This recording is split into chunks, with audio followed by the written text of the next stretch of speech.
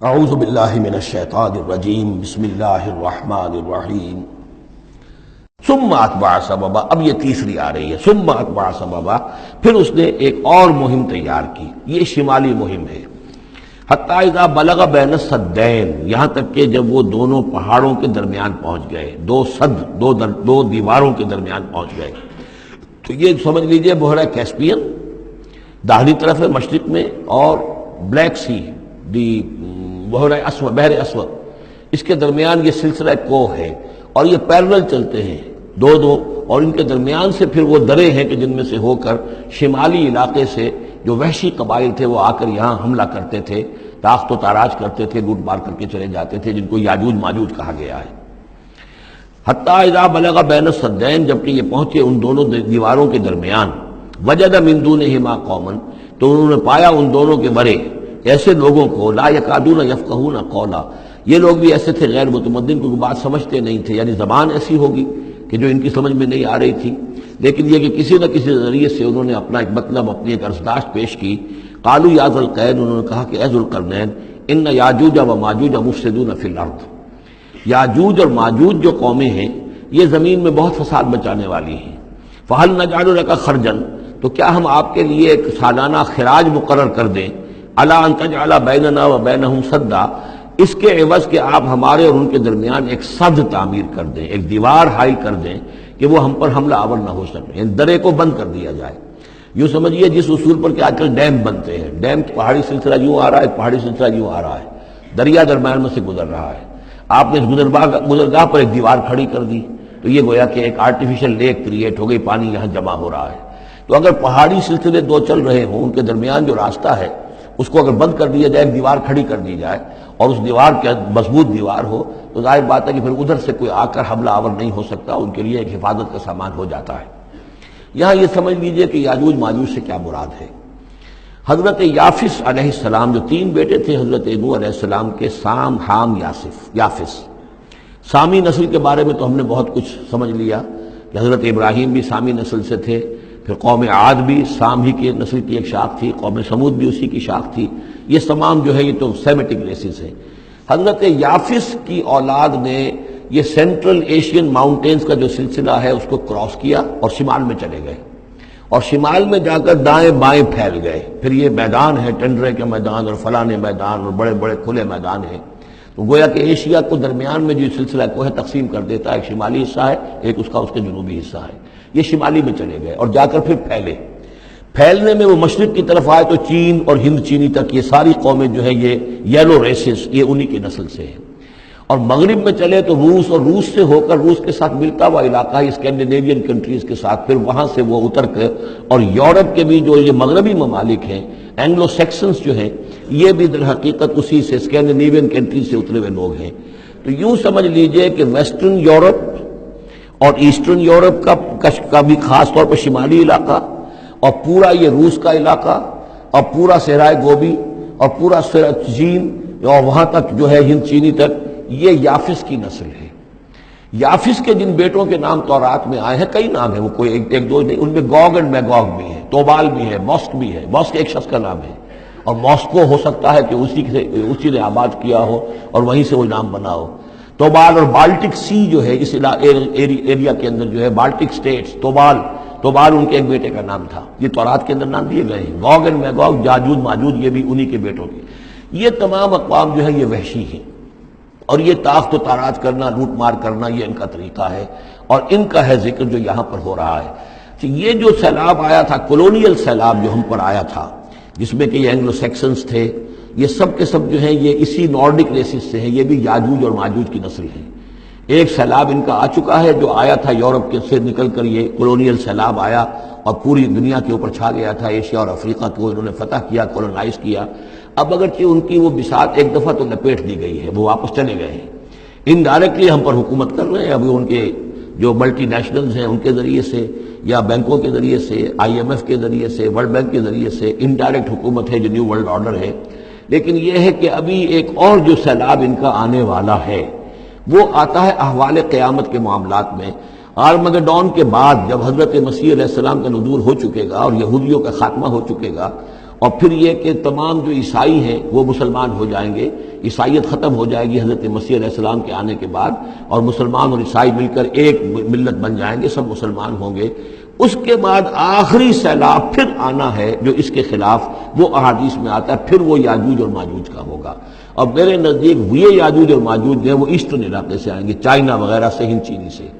Armageddon جو ابھی ہونی ہے فوری طور پر بڑی جنگ، اس میں یہ لوگ جو ہے بیٹھے رہیں گے، یہ جنگ میں حصہ نہیں لیں گے۔ یہ مڈل ایسٹ میں جنگ ہوگی، یورپین پاور ساری ہوں گی، کرسچین پوری طاقتیں ہوں گی، اور ادھر جو ہے مسلمان ہوں گے، اور حضرت مہدی جو ظاہر ہوں گے، جو اللہ تعالیٰ ایک عنایت کرے گا مسلمانوں کو لیڈر عرب کے اندر، وہ پیدا ہوں گے، مجدد ہوں گے، اور ان کے ذریعے سے عرب کے اندر ایک اسلامی حکومت بھی قائم ہوگی۔ لیکن ان کے لیے مدد کے لیے خراسان کے علاقے سے فوجیں آئیں گی، مشرق سے آئیں گی، اور یہ علاقہ جو ہے وہ ہے جو ہمارے قریب ہے، اور ہم بھی اسی علاقے میں ہیں۔ اللہ تعالیٰ ہمیں توفیق دے کہ یہاں وہ ہم پہلے اس نظام میں خلافت قائم کریں، تاکہ یہاں سے پھر فوجیں جائیں اور حضرت مسیح کے ساتھ ہو کر اور حضرت مہدی کے ساتھ ہو کر عیسائیوں اور یہودیوں کے ساتھ جنگ کریں، اور بالآخر پھر یہ کہ پوری دنیا میں اسلام کا بول بالا ہوگا۔ لیکن جب یہ ہو چکے گا، اس کے بعد ایک سیلاب پھر آئے گا یاجوج اور ماجوج کا۔ تو یہ چونکہ پوری ایک سلسلہ ہے، ایک نسلیں ہیں اس کے اندر بہت سی، تو ان میں چونکہ تفسیری اعتبار سے بہت سی باتیں جو ہے مختلف آراء بھی سامنے آئیں گی، تو میں نے جو رائے میری ہے وہ آپ کے سامنے بیان کر دی ہے۔ اس وقت بھی وہ یاجوج ماجوج تھے جو ان شمالی دروں سے آ کر حملے کرتے تھے۔ قالوا یا ذا القرنین ان یاجوج و ماجوج مفسدون فی الارض، وہ جو میں نے عرض کیا ہے کہ قیامت کے قریب بھی معاملہ ہوگا، یہ سورہ انبیاء کی آیات 97-98 ہیں۔ حتی اذا فتحت یاجوج و ماجوج وهم من کل حدب ینسلون واقترب الوعد الحق فاذا هی شاخصۃ ابصار الذین کفروا۔ اب زیادہ دور نہیں، ہم سورہ انبیاء بھی قریب ہی آ رہی ہے، انشاءاللہ وہاں اس کو ہم پڑھیں گے۔ تو دو جگہ قرآن مجید میں یاجوج اور ماجوج کا ذکر ہے، ایک یہ جو قریب قیامت میں ان کا جو ظہور ہونے والا ہے، ایک اس وقت کا معاملہ یہ چھوٹا سا تھا کہ جو ذوالقرنین کے سامنے آیا ہے۔ تو کیا ہم آپ کے لیے ایک سالانہ خراج طے کر دیں تاکہ آپ ہمارے لیے یہاں ایک سد تعمیر کر دیں، ایک بند باندھ دیں یہاں پر؟ قال ما مکنی فیہ ربی خیر۔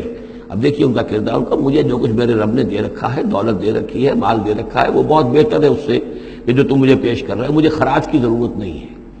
ہاں تمہاری ایک ضرورت ہے، میں وہ پوری کر دیتا ہوں۔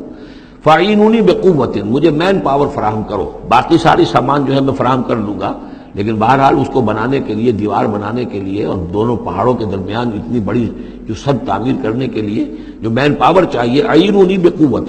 تو محنت کے ذریعے سے، مین پاور کے ذریعے سے میری مدد کرو۔ اجعل بینکم و بینہم ردما، میں ان کے اور تمہارے درمیان ایک موٹی دیوار بنا دوں گا۔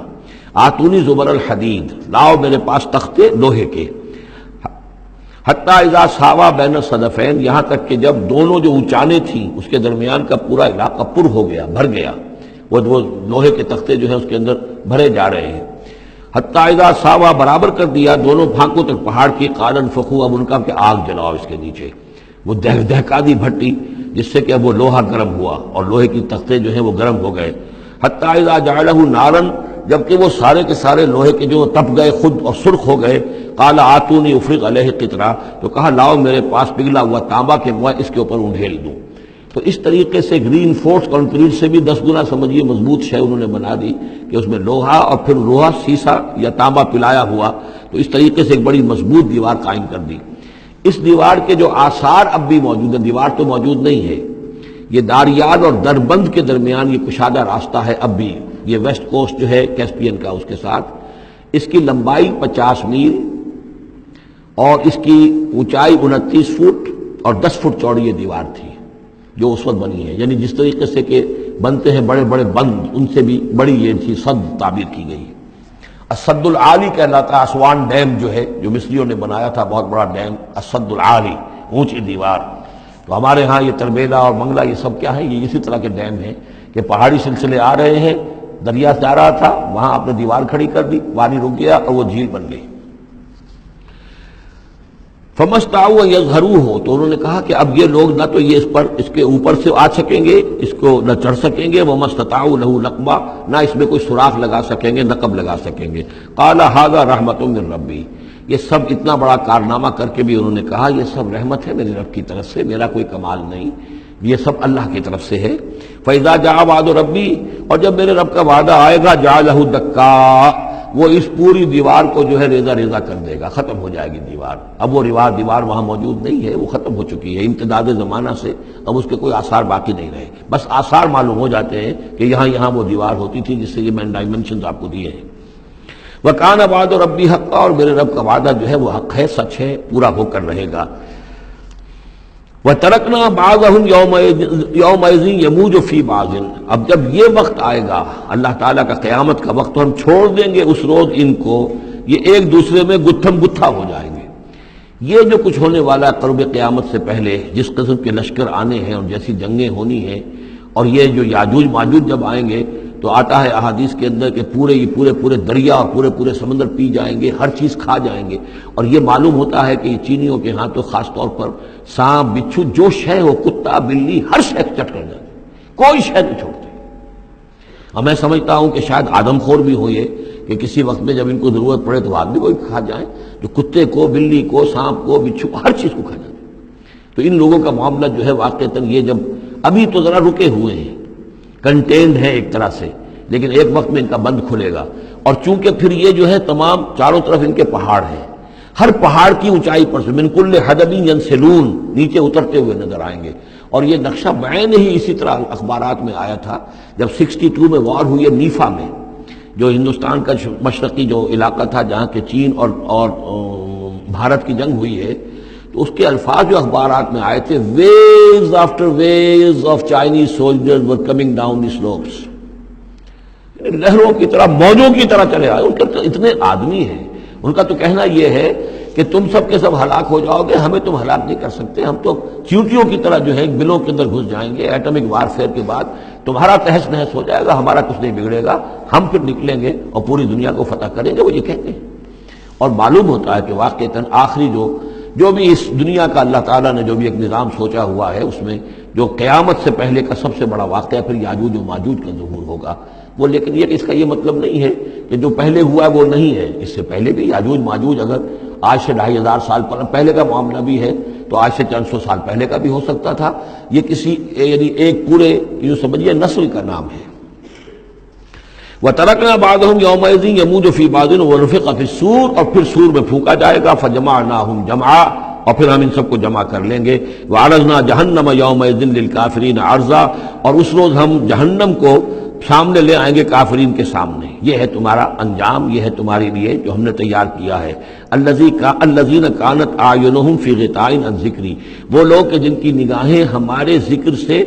کوری ہو چکی تھیں، پردہ پڑا ہوا تھا ان پر، ہم یاد نہیں تھے، بس دنیا سامنے تھی، مسبب الاسباب کو بھول گئے تھے، اسباب پر سارا بھروسہ تھا،